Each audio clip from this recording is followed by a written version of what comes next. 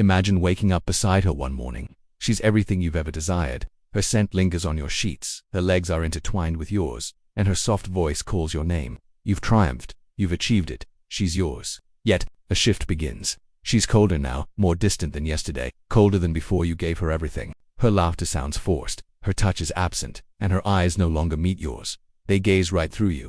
You feel it, don't you? The slow erosion of your masculinity, the subtle draining of your soul. But when you mention it, she dismisses it as nothing, saying you're imagining things, perhaps too sensitive. However, you're not imagining it. You're confronting a terrifying reality, one most men spend their entire lives denying. She doesn't love you with the same depth you love her. This is the forbidden truth women prefer you not to grasp, because once you see it, your perception of them will be irrevocably altered. Arthur Schopenhauer saw through this illusion. He tore away the veneer of romance, the flowers, and the fairy tales, exposing a primal, raw, and ruthless core within feminine desire. He wrote, "Women are by nature meant to be the instrument of the propagation of the species. Everything in them is directed toward this end." To many men, this sounds offensive, cold, even misogynistic. Pause. Don't recoil. Don't dismiss it. Understand it. Schopenhauer wasn't ridiculing women. He was ridiculing the delusion men harbor, the illusion that she loves you for your soul, is loyal to your personality, or is enchanted by your poetry, your thoughts, your purpose. No, her loyalty lies with something deeper, older, something biological. Ignore it, and you'll become its slave. This is where it darkens. The moment you truly comprehend what women are fundamentally wired to desire, you stop trying to impress them and begin asking a more dangerous question. If she's not here for my soul, then what is she here for? Is it your status, your strength, your genes? Is it your capacity to provide, protect, and dominate other men? Is it your utility? And what happens the moment you cease to be useful? Do you genuinely believe she'll remain? This is the shadow Schopenhauer illuminated, and why most women despised him for it, not because he was mistaken, but because he was too accurate.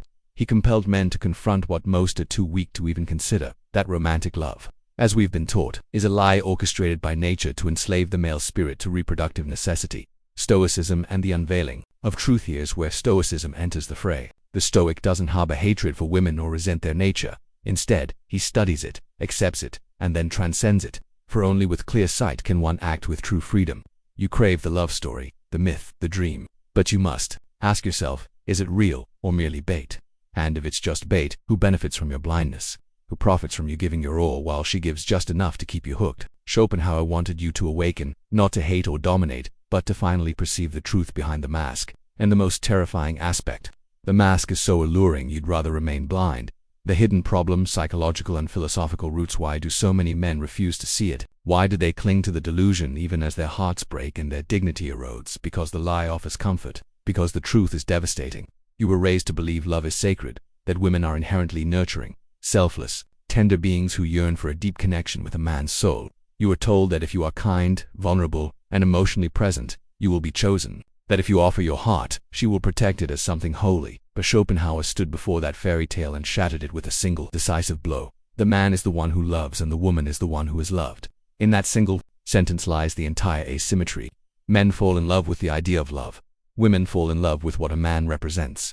This is the hidden mechanism, the unspoken truth that most philosophy skirts around and most modern psychology refuses to acknowledge. Her attraction to you is not about your essence. It's about your utility to her future. Schopenhauer believed women aren't moral creatures in the same way men are, not because they are evil, but because their biology doesn't reward truth. It rewards strategy. He termed this nature's cunning, an inherent system that compels women to act with short-term sweetness to ensure long-term survival. This isn't a condemnation, it's clarity, because once you shed your projections, the poetry, the fantasies, the Hollywood hypnosis, you begin to see her as she truly is, not cruel, not angelic, but pragmatic. She selects, she seduces, she attaches only to what can secure her position. Her emotions aren't fixed, they're fluid, adapting to status, social proof, and male power. And her loyalty, it lasts precisely as long as your value does. Modern psychology, albeit in softer terms, corroborates this. Evolutionary biologists like David Buss have demonstrated that women are by default hypergamous. They seek upward mobility in mating. They are biologically calibrated to screen, filter, and test men for the best possible genetic and survival advantages. You've experienced this in her unpredictability, in her sudden coldness after you opened up, in the way she simply wasn't feeling it anymore the moment your ambition faltered. You were told she'd stay for love, but she's wired to stay for security, emotional, physical, social. This is the hidden force, Mother Nature herself, employing female biology as a conduit for her brutal mission, propagation at all costs. So, when you lament that she changed, that she used you, that you gave her everything and she simply left, what you're truly expressing is, I mistook biology for destiny. The Stoic shield, escaping expectation. Schopenhauer wasn't trying to turn you against women, he was trying to steer you away from illusion. He understood that once a man sees women clearly not as goddesses, not as villains, but as biological agents of nature, he can finally escape the suffering that arises from misplaced expectations. This is where Stoicism provides your shield. While the romantic man is shattered by betrayal, the Stoic is fortified by realism. He doesn't demand loyalty from female nature.